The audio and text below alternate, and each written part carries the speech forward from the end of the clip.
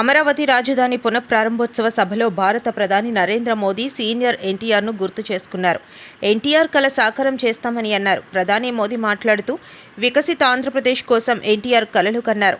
నేను, చంద్రబాబు, పవన్ కలిసి వికసిత ఆంధ్ర కోసం కృషి చేస్తాం.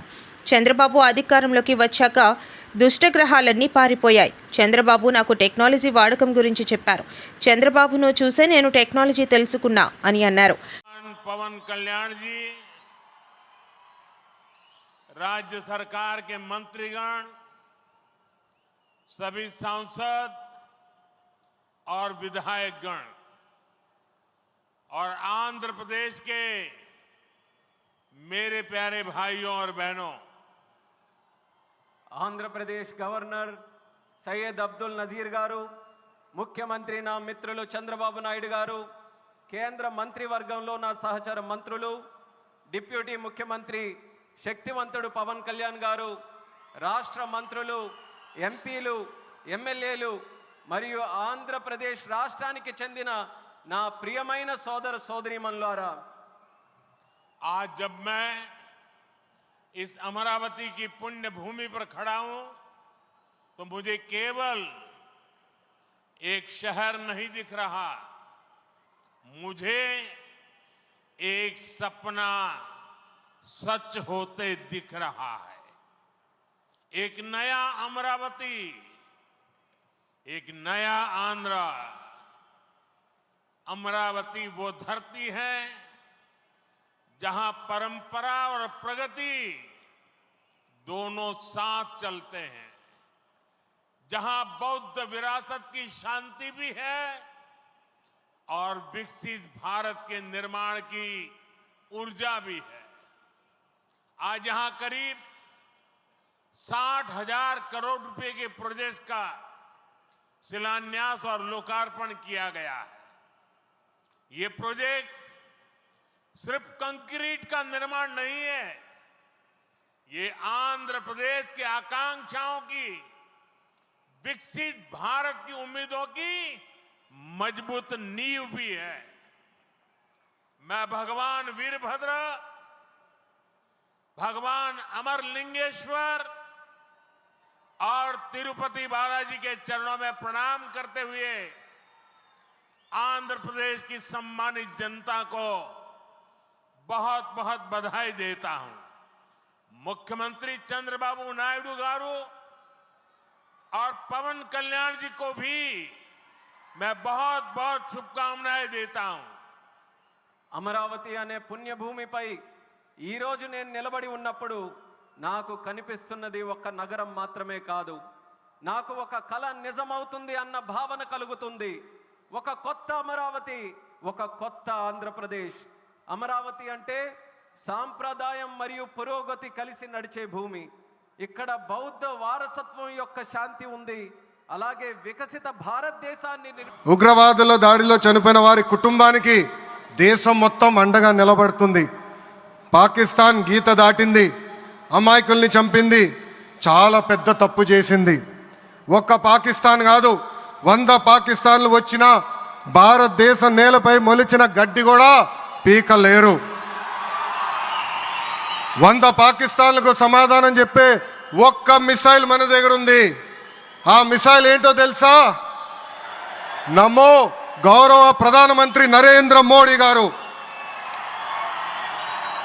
సింహం ముందల ఆటలు ఆడకూడదు, ఆడితే ఏమవుతుంది? మన సింహం నమో కొట్టే దెబ్బకి వరల్డ్ మ్యాప్లోనే పాకిస్తాన్ అని మిస్సింగ్ రావటం ఖాయం. ఈరోజు పాకిస్తాన్ ఆర్మీలో పనిచేసేవారు కొంతమంది రాజీనామా చేశారు, కొంతమంది సెలవులు పెట్టిపోయారు. దట్ ఈస్ మన నమో. నమో కొట్టే దెబ్బకి పాకిస్తాన్ దిమ్మ తిరుగుతాం ఖాయం. ఈరోజు నేను గర్వంగా చెప్పగలుగుతున్నా, ఎంటైర్ నేషన్ స్టాండ్స్ విత్ మన నమో. కేంద్రం ఈరోజు కులగణన చేయాలన్న నిర్ణయం తీసుకుంది. ఇది ఒక నిర్ణయం కాదు, ఇది ఒక సంచలనం. where others hesitated for decades, Namo acted, rewriting history with courage. True to his commitment to empower the marginalized and deprived, Namo's bold stroke will deliver social justice in its truest form. Namo gariki Andhra Pradesh anna, Amravati anna ento prena. ఇప్పుడు ఆయన ఢిల్లీలో ఎంత బిజీగా ఉన్నారో మనందరూ తెలుసు. ఆయన ఈ కార్యక్రమానికి వచ్చారు. 2024 ఎన్నికల్లో ప్రజలు ఎన్డీఏ ప్రభుత్వానికి 94 సీట్లు గెలిపించారు. అందుకే మన ప్రధాని నమో గారు ఆంధ్రప్రదేశ్ కోరిన అన్ని కోరికలు తీరుస్తున్నారు. మొన్నే విశాఖపట్నానికి వచ్చి railway zone, NTPC green project, Nakkapalli bulk drug పార్క్కి నిధులు కేటాయించారు. ఏకంగా విశాఖపట్నం ఉక్కు ఫ్యాక్టరీని కాపాడారు. ఇప్పుడు అమరావతికి వచ్చి నిధులే కాదు పనులు కూడా ప్రారంభించబోతున్నారు. మనం ఒకసారి గతం కూడా గుర్తు చేసుకోవాలి. 2014లో రాష్ట్ర విభజన జరిగింది. కట్టుబట్టలతో మెడబట్టి మన బయటికి గెంటేశారు. ఎక్కడి నుంచి పరిపాలించాలో తెలియని పరిస్థితి. కానీ మన సిబిఎన్ గారికి సంక్షోభాలు కొత్త కాదు. ఒక పక్కన సంక్షేమం, మరో పక్కన అభివృద్ధి చేసి చూపించారు. అందరి ఆమోదం తెలిపిన తర్వాతనే అమరావతి రాజధానిగా ప్రకటించారు. రైతులు చేసిన త్యాగం వల్ల ఈరోజు అమరావతి ఏర్పడింది. ఒకే రాజధాని అభివృద్ధి వికేంద్రీకరణ అనే ఎజెండాతో మన ప్రభుత్వం ముందరికెళ్ళింది. రాయలసీమను ఎలక్ట్రానిక్స్, ఆటోమోటివ్, రెన్యూవబుల్ ఎనర్జీ హబ్గా తయారు చేశాం. గోదావరి జిల్లాలో ఆక్వాని పెద్ద ఎత్తున ప్రోత్సహించాం. ఉత్తరాంధ్రలో ఐటీ, ఫార్మా కంపెనీలు కూడా ఆనాడు మనం తీసుకొచ్చాం. కానీ 2019 నుంచి 24 వరకు విధ్వంస పాలన మనం చూసాం. మన సిబిఎన్పై ఉన్న వ్యక్తిగత కక్షతో అమరావతిని చంపేయాలని చూశారు. ఒక్క ఇటుక కూడా పెట్టకుండా 3 రాజధానులంటూ 5 సంవత్సరాలు గడిపేశారు. 8 ఏళ్ల పిల్లోడి దగ్గర నుంచి 80 సంవత్సరాల వృద్ధుడి వరకు జై అమరావతి అంటూ జెండా.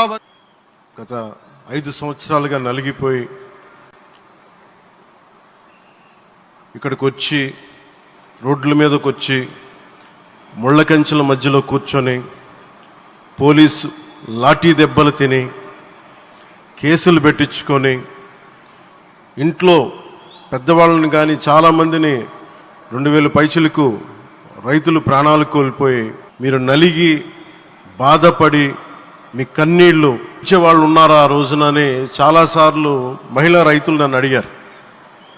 ఇది గౌరవ ప్రధానమంత్రి శ్రీ నరేంద్ర మోదీ గారికి తెలుస్తుందా అని ఒకసారికి 5 సంవత్సరాల క్రితం మీరు అడిగారు.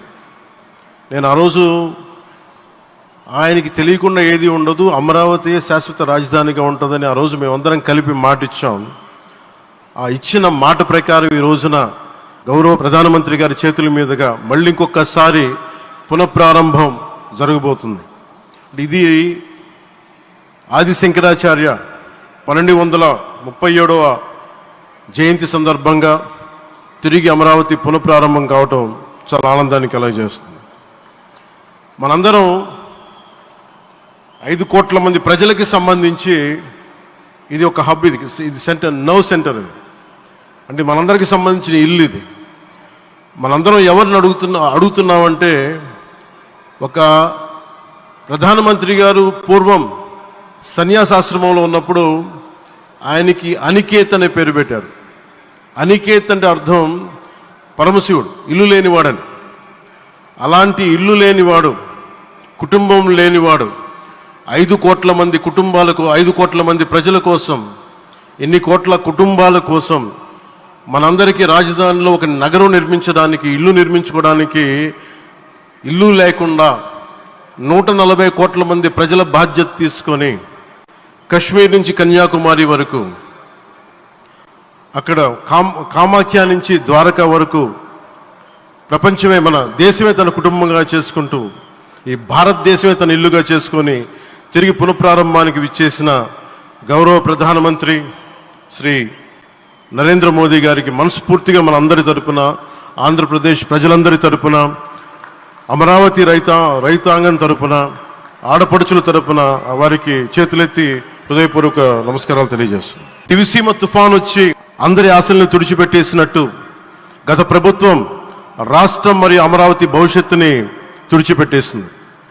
అమరావతి అంటే పరదాలు, సెక్షన్ 30, సెక్షన్ 144 మాత్రమే గుర్తుకొచ్చేలా పనిచేశారు.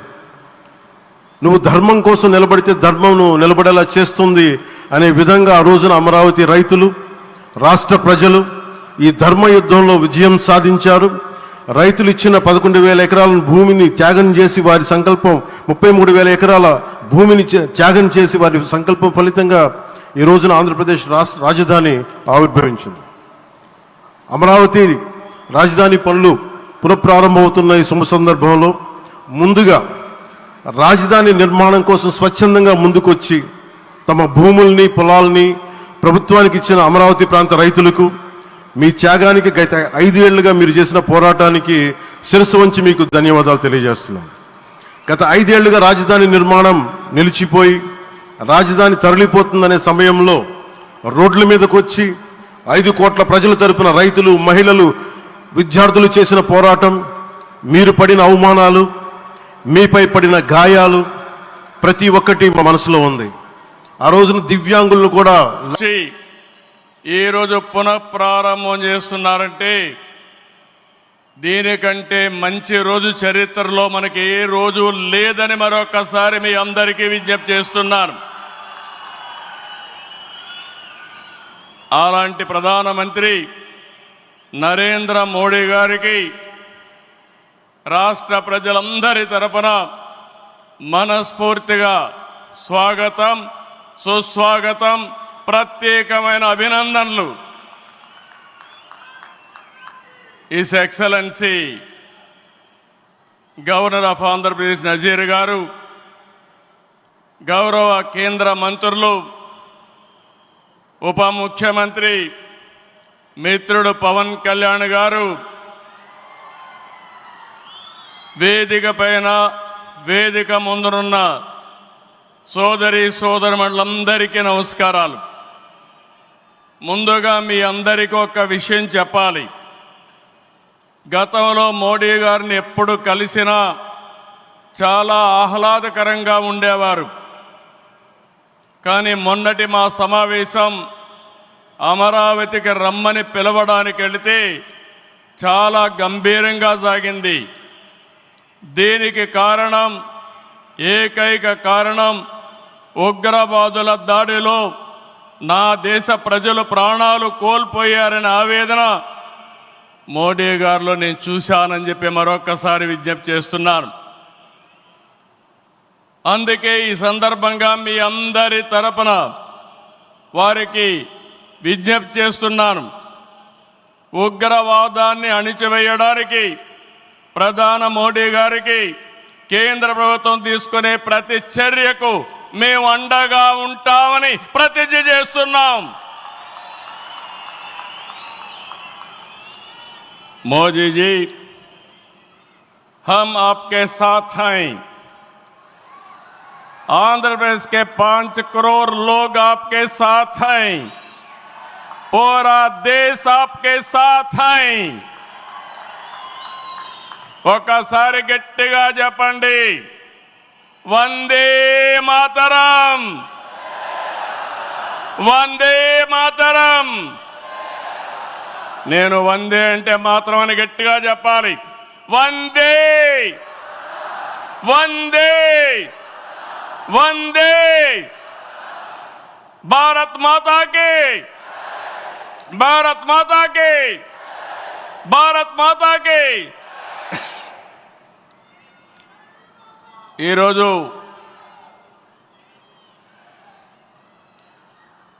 భారతదేశం మొత్తం మోడీ గారి నాయకత్వంలో ఈరోజు సంపూర్ణంగా సమర్థించే పరిస్థితిలో ఉన్నారు. ఈ సందర్భంగా ఒక్క విషయం మీ అందరి దృష్టికి తీసుకురావాల్సిన అవసరం ఉంది. ఎప్పుడైనా సరే ఒక ఫ్యామిలీ, ఒక ఇండస్ట్రీ, ఒక కాన్స్టిట్యుయెన్సీ, ఒక కంపెనీకి దేనికైనా ఎఫెక్టివ్ లీడర్ ఉంటే ఆ ఇండస్ట్రీ బాగుపడుతుంది. Today I'm proudly saying, right time, right leader for the nation, that is Narendra Modi ji.